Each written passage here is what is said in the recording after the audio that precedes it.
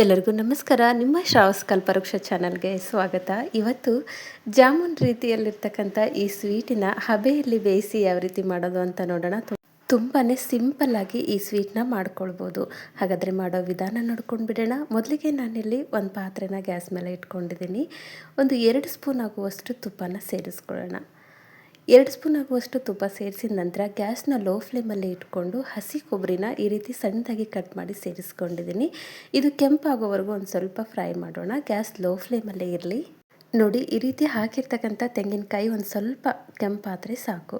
ಇವಾಗ ಇದು ರೆಡಿಯಾಗಿದೆ. ಗ್ಯಾಸ್ನ ಮತ್ತೆ ಲೋ ಫ್ಲೇಮಲ್ಲೇ ಇಟ್ಕೊಂಡಿರಿ. ಇವಾಗ ನೋಡಿ, 1 ಕಪ್ ಅಳತೆಯಲ್ಲಿ 1 ಕಪ್ ಆಗುವಷ್ಟು ನೀರನ್ನ ತೊಗೊಂಡಿದ್ದೀನಿ. ಹಾಗೆ ಅದೇ ಕಪ್ಪಿಂದ ಒಂದು ಅರ್ಧ ಕಪ್ ಆಗುವಷ್ಟು ಬೆಲ್ಲನ ತೊಗೊಂಡಿದ್ದೀನಿ. ಜಾಸ್ತಿ ಸ್ವೀಟಿನ ಅವಶ್ಯಕತೆ ಇರೋದಿಲ್ಲ. ಜಸ್ಟ್ ಒಂದು ಅರ್ಧ ಕಪ್ ಬೆಲ್ಲ ಆದರೆ ಸಾಕು. ಅಂದರೆ 1 ಕಪ್ ನೀರು, ಅರ್ಧ ಕಪ್ ಬೆಲ್ಲನ ಸೇರಿಸ್ಕೊಂಡು ಬೆಲ್ಲನ ಕರಗಿಸ್ಕೊಳ್ಬೇಕು. ನೋಡಿ, ಇಲ್ಲಿ ಪಾಕ ತಗೊಳ್ಬಾರ್ದು, ಜಸ್ಟ್ ಬೆಲ್ಲನ ನಾವು ಕರಗಿಸ್ಕೊಂಡ್ರೆ ಸಾಕು.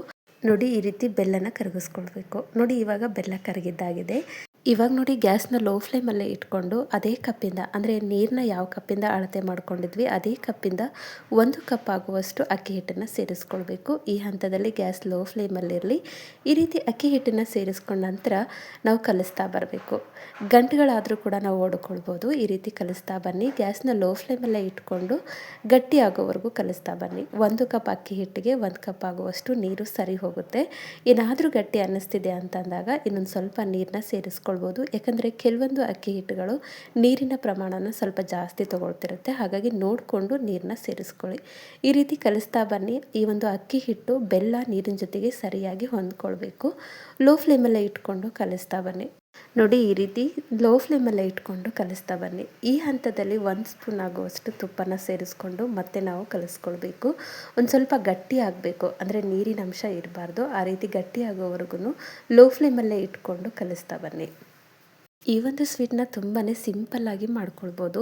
ಯಾವುದೇ ರೀತಿಯ ಪಾಕದ ಅವಶ್ಯಕತೆ ಕೂಡ ಇರೋದಿಲ್ಲ. 1 ಕಪ್ ಅಕ್ಕಿ ಹಿಟ್ಟು, ಅರ್ಧ ಕಪ್ ಬೆಲ್ಲ ಇದ್ದರೆ ಸಾಕು. ಬಾಯಲ್ಲಿ ಇಟ್ಟರೆ ಕರಗ್ತಕ್ಕಂಥ ಸ್ವೀಟು ಒಂದು 10 ರಿಂದ 15 ನಿಮಿಷದಲ್ಲಿ ರೆಡಿಯಾಗುತ್ತೆ. ನೋಡಿ, ಇವಾಗ ಇದು ರೆಡಿಯಾಗಿದೆ. ಗ್ಯಾಸ್ನ ಆಫ್ ಮಾಡಿ ಒಂದು ಸ್ವಲ್ಪ ತಣ್ಣಗಾಗಲಿಕ್ಕೆ ಬಿಡೋಣ. ಗ್ಯಾಸಿಂದ ಕೆಳಗಡೆ ಇಳಿಸ್ಕೊಂಡ ನಂತರ ಒಂದು ಚಿಟಿಕೆ ಆಗುವಷ್ಟು ಉಪ್ಪು, ಹಾಗೆ ಒಂದು 1/4 ಸ್ಪೂನ್ ಆಗುವಷ್ಟು ಏಲಕ್ಕಿ ಪೌಡರ್ನ ಸೇರಿಸ್ಕೊಳ್ತಿದ್ದೀನಿ. ಈ ರೀತಿ ಸೇರಿಸೋದ್ರಿಂದ ರುಚಿ ಇನ್ನೂ ತುಂಬ ಚೆನ್ನಾಗಿ ಬರುತ್ತೆ ಅನ್ನೋದಕ್ಕೋಸ್ಕರ ಸೇರಿಸ್ಕೊಂಡಿದ್ದೀನಿ. ಇಲ್ಲಾಂದರೆ ಸ್ಕಿಪ್ ಮಾಡ್ಕೊಳ್ಬೋದು. ಇವಾಗ ಇನ್ನೊಂದು ಸರಿ ಕೈ ಆಡಿಸ್ಕೊಳ್ಳೋಣ. ಈ ಒಂದು ಉಪ್ಪು ಹಾಗೆ ಏಲಕ್ಕಿ ಪೌಡ್ರನ್ನ ಸ್ವೀಟ್ನ ನಾವು ಗ್ಯಾಸ್ ಮೇಲೆ ರೆಡಿ ಮಾಡುವಾಗಲೇ ಸೇರಿಸ್ಕೊಳ್ಬೇಕು. ಮರ್ತಿದ್ದೆ, ಹಾಗಾಗಿ ಇವಾಗ ಸೇರಿಸ್ಕೊಂಡಿದ್ದೀನಿ. ಇವಾಗ ನೋಡಿ, ಬಿಸಿ ಮುಟ್ಟುವಷ್ಟು ತಣ್ಣಗಾಗಿದೆ. ಒಂದು ಸ್ವಲ್ಪ ಕೈಗೆ ತುಪ್ಪನ ಅಪ್ಲೈ ಮಾಡಿಕೊಂಡು ಒಂದೊಂದು ಸರಿ ಈ ಹಿಟ್ಟನ್ನು ನಾವು ರೆಡಿ ಮಾಡ್ಕೊಳ್ಬೇಕು. ಜಸ್ಟ್ ಈ ರೀತಿ ಹಿಟ್ಟನ್ನು ನಾದ್ಕೊಂಡ್ರೆ ಸಾಕು. ನೋಡಿ, ತುಂಬಾ ಸಿಂಪಲ್ ಆಗಿರ್ತಕ್ಕಂಥ ರೀತಿಯಲ್ಲಿ ನೋಡಿ, ಉಂಡೆಗಳನ್ನು ಕಟ್ಕೊಳ್ಳೋಕ್ಕಿಂತ ಮುಂಚಿತವಾಗಿ ಹಿಟ್ಟನ್ನು ನಾವು ಈ ರೀತಿ ಚಪಾತಿ ಹಿಟ್ಟಿನ ರೀತಿಯಲ್ಲಿ ಸರಿಯಾಗಿ ನಾದ್ಕೊಳ್ಬೇಕು. ಈ ರೀತಿ ನಾದ್ಕೊಳ್ಳೋದ್ರಿಂದ ಎಲ್ಲೂ ಕೂಡ ಒಂದು ಕೂಡ ಕ್ರ್ಯಾಕ್ ಆಗೋದಿಲ್ಲ. ಹಾಗಾಗಿ ಬಿಸಿ ಮುಟ್ಟುವಷ್ಟು ಬಿಸಿ ಇದ್ದಾಗಲೇ ಈ ರೀತಿ ನೀವು ನಾದ್ಕೊಳ್ಬೇಕು. ಕನ್ಸಿಸ್ಟೆನ್ಸಿ ಕೂಡ ನೋಡ್ತಿದ್ದೀರಿ, ಒಂದು ಸ್ವಲ್ಪನೂ ಕೈಗೆ ಅಂಟ್ಕೊಳ್ಬಾರ್ದು. ಆ ರೀತಿಯಲ್ಲಿ ರೆಡಿ ಮಾಡ್ಕೊಳ್ಬೇಕು. ಇವಾಗ ಇನ್ನೊಂದು ಸ್ವಲ್ಪ ತುಪ್ಪನ ಅಪ್ಲೈ ಮಾಡಿಕೊಂಡು ನಿಮಗೆ ಯಾವ ಸೈಜಲ್ಲಿ ಬೇಕೋ ಆ ಸೈಜಲ್ಲಿ ರೋಲ್ ಮಾಡಿಕೊಂಡು ಉಂಡೆಗಳ ರೀತಿಯಲ್ಲಿ ಕಟ್ಕೊಳ್ಬೋದು, ಅಥವಾ ಜಾಮೂನ್ ರೀತಿಯಲ್ಲಿ ರೆಡಿ ಮಾಡ್ಕೊಳ್ಬೋದು. ನೋಡಿ, ಎಷ್ಟು ಸಿಂಪಲ್ ಆಗಿದೆ. ಹಿಟ್ಟನ್ನು ಚೆನ್ನಾಗಿ ನಾದಿದಾಗ ಇದೇ ರೀತಿಯಲ್ಲಿ ಕ್ರ್ಯಾಕ್ಗಳಾಗದೆ ಪರ್ಫೆಕ್ಟಾಗಿ ರೆಡಿ ಮಾಡ್ಕೊಳ್ಬೋದು. ಇವಾಗ ನೋಡಿ, ಈ ರೀತಿ ಹೋಲಿರ್ತಕ್ಕಂಥ ಒಂದು ಪಾತ್ರೆಗೆ ಒಂದು ಸ್ವಲ್ಪ ತುಪ್ಪ ಅಪ್ಲೈ ಮಾಡಿ ಆ ಒಂದು ಪಾತ್ರೆಯಲ್ಲಿ ಈ ಒಂದು ರೋಲ್ ಮಾಡಿರ್ತಕ್ಕಂಥ ಎಲ್ಲ ಸ್ವೀಟನ್ನು ರೆಡಿ ಮಾಡ್ಕೊಳ್ತಿದ್ದೀನಿ. ಪ್ರತಿಯೊಂದನ್ನು ರೋಲ್ ಮಾಡುವಾಗ ಒಂದು ಸ್ವಲ್ಪ ಹಿಟ್ಟನ್ನು ಮತ್ತೆ ತೊಗೊಂಡಾಗ ನಾದ್ಕೊಂಡು ಈ ರೀತಿ ರೋಲ್ ಮಾಡ್ಕೊಳ್ಳಿ. ಅಂದಾಗ ಕ್ರ್ಯಾಕ್ ಬರೋದಿಲ್ಲ. ಈ ರೀತಿ ಜರಡಿ ಇಲ್ಲ ನಿಮ್ಮ ಕಡೆ, ಹೋಲಿರ್ತಕ್ಕಂಥ ಒಂದು ಪಾತ್ರೆ ಇಲ್ಲ ಅನ್ನೋದಾಯಿತು ಅಂತಂದರೆ ಇಡ್ಲಿ ಪಾತ್ರೆ ಕೂಡ ನೀವು ನೀಟಾಗಿ ಜೋಡಿಸ್ಕೊಂಡು ಬೇಯಿಸ್ಕೊಳ್ಬೋದು. ಇವಾಗ ನೋಡಿ, ಎಲ್ಲ ಹಿಟ್ಟನ್ನು ಈ ರೀತಿ ರೋಲ್ ಮಾಡಿ ಇಟ್ಕೊಂಡಿದ್ದೀನಿ. ಮಧ್ಯದಲ್ಲಿ ಅಲ್ಲಲ್ಲೇ ಕಾಣ್ತಿರೋದು ನಾವು ಹಸಿ ತೆಂಗಿನಕಾಯಿನ ಫ್ರೈ ಮಾಡಿ ಸೇರಿಸ್ಕೊಂಡಿರೋದು. ಇವಾಗ ಇದು ರೆಡಿಯಾಗಿದೆ. ಈ ಸೈಡಲ್ಲಿ ಆಲ್ರೆಡಿ ಗ್ಯಾಸ್ ಮೇಲೆ ಒಂದು ಪಾತ್ರೆಗೆ 1 ಗ್ಲಾಸ್ ಆಗುವಷ್ಟು ನೀರನ್ನ ಸೇರಿಸ್ಕೊಂಡು ಬಿಸಿ ಮಾಡಿಟ್ಕೊಂಡಿದ್ದೆ. ಬಿಸಿ ಮಾಡಿರ್ತಕ್ಕಂಥ ನೀರಿನ ಮೇಲ್ಗಡೆ ಜೋಡಿಸಿ ಇಟ್ಕೊಂಡಿರ್ತಕ್ಕಂಥ ಸ್ವೀಟ್ನ ತಟ್ಟೆ ಇಟ್ಕೊಂಡು ಮೇಲ್ಗಡೆ ಒಂದು ಮುಚ್ಚಳದಿಂದ ಕ್ಲೋಸ್ ಮಾಡಿ ಒಂದು 5 ರಿಂದ 9 ನಿಮಿಷ ಲೋ ಫ್ಲೇಮಲ್ಲಿ ಬೇಯಿಸ್ಕೊಳ್ಳಿ. ಇವಾಗ ನೋಡಿ, ಬೇಯಿಸ್ಕೊಂಡಿದ್ದಾಗಿದೆ. ತುಂಬಾ ಪರ್ಫೆಕ್ಟಾಗಿ ಬಂದ್ಕೊಂಡಿದೆ. ಒಂದು ಸ್ವಲ್ಪ ತಣ್ಣಗೆ ತಣ್ಣಗಾಗಲಿಕ್ಕೆ ಬಿಡಬೇಕಾಗತ್ತೆ. ನಾನಿಲ್ಲಿ ಇನ್ನೊಂದು ಸ್ವಲ್ಪ ಅರಳ್ಕೊಳ್ಳಿ ಅನ್ನೋದಕ್ಕೋಸ್ಕರ ತಟ್ಟೆನ ಮುಚ್ಚಿ 2 ನಿಮಿಷದ ನಂತರ ಇದನ್ನು ಕಂಪ್ಲೀಟಾಗಿ ತಣ್ಣಗಾಗಲಿಗೆ ಇಟ್ಕೊಂಡಿದ್ದೆ. ಇವಾಗ ನೋಡಿ ತಣ್ಣಗಾಗಿದೆ. ಅಕ್ಕಿ ಹಿಟ್ಟಿನ ಸ್ವೀಟ್ ಆಗಿರೋದ್ರಿಂದ ಹಬೆಯಲ್ಲೇ ಬೇಯಿಸೋದು ತುಂಬಾ ಇಂಪಾರ್ಟೆಂಟು.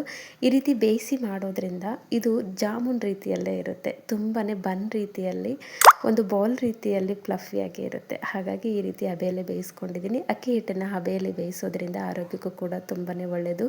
ಸಕ್ಕರೆ ಬಳಸದೆ ಬೆಲ್ಲದಿಂದ ಜಾಮೂನ್ ರೀತಿಯಲ್ಲಿರ್ತಕ್ಕಂಥ ಸ್ವೀಟನ್ನು ಒಂದ್ಸರಿ ಟ್ರೈ ಮಾಡಿ, ತುಂಬಾ ಪರ್ಫೆಕ್ಟಾಗಿ ಬರುತ್ತೆ. ಈ ಹಿಂದೆ ಕೂಡ ನನ್ನ ಚಾನಲ್ನಲ್ಲಿ ಹಲವಾರು ರೀತಿಯ ಸ್ವೀಟ್ ರೆಸಿಪಿಗಳನ್ನು ಅಪ್ಲೋಡ್ ಮಾಡಿದ್ದೀನಿ. ಇಂಟ್ರೆಸ್ಟ್ ಇತ್ತು ಅಂದರೆ ಒಂದ್ಸರಿ ಚೆಕ್ ಮಾಡ್ಕೊಳ್ಳಿ. ಐ ಹೋಪ್ ಇವತ್ತಿನ ರೆಸಿಪಿ ನಿಮಗೆ ಭಾಳ ಇಷ್ಟ ಆಗದ ಅಂದ್ಕೊಳ್ತೀನಿ. ಇಷ್ಟ ಆಗಿದ್ದರೆ ದಯವಿಟ್ಟು ನನ್ನ ಚಾನಲ್ನ ಸಬ್ಸ್ಕ್ರೈಬ್ ಮಾಡ್ಕೊಳ್ಳಿ. ಹಾಗೆ ಈ ಒಂದು ರೆಸಿಪಿನ ನಿಮ್ಮ ಫ್ರೆಂಡ್ಸ್ ಆ್ಯಂಡ್ ಫ್ಯಾಮಿಲಿಗೆ ಶೇರ್ ಮಾಡಿ. ನಾಳೆ ಮತ್ತೊಂದು ಹೊಸ ರೆಸಿಪಿಯೊಂದಿಗೆ ಸಿಗೋಣ. ಧನ್ಯವಾದ.